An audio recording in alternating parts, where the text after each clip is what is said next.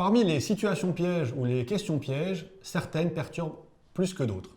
Celles qui touchent à la confiance, à l'estime de soi des candidats. Lorsqu'on vous demande si vous n'êtes pas trop jeune pour le poste, si vous n'êtes pas trop vieux pour le poste, si vous n'êtes pas trop novice pour le poste, eh bien, cela peut perturber, peut vraiment vous faire dérailler lors de votre entretien.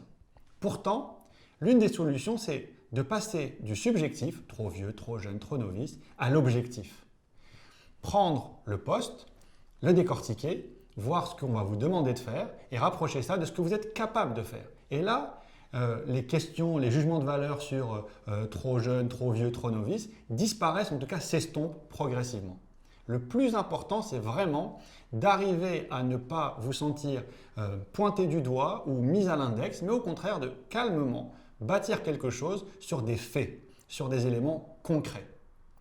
Ensuite, lorsqu'il s'agit de ces questions-là, de ce type de questions pièges, n'oubliez pas que vous avez l'annonce, la fiche de poste, l'annonce d'emploi. Très peu de candidats décortiquent correctement l'annonce d'emploi. Or, c'est une mine d'or, puisque lorsque vous avez bien compris l'annonce d'emploi, que vous en avez bien saisi les messages forts, vous pouvez en trouver dans cette annonce d'emploi une sorte d'allié justement pour passer du subjectif à l'objectif. Comme si vous aviez une sorte de stratégie avec deux ensembles, un ensemble avec vos qualités, votre expertise, vos capacités, et un ensemble avec les qualités, les savoirs, les savoir-faire requis pour le poste qui est exprimé dans la fiche de poste, dans l'annonce d'emploi. Eh bien, le jeu, c'est d'arriver à faire des liens entre ce qui est demandé et ce que vous savez faire ou ce qui est proche de ce qui est demandé et que vous savez faire. Avec ça, le piège, vous le contournez avec le sourire, avec courtoisie, mais avec fermeté pour insister sur votre capacité à bien faire le travail.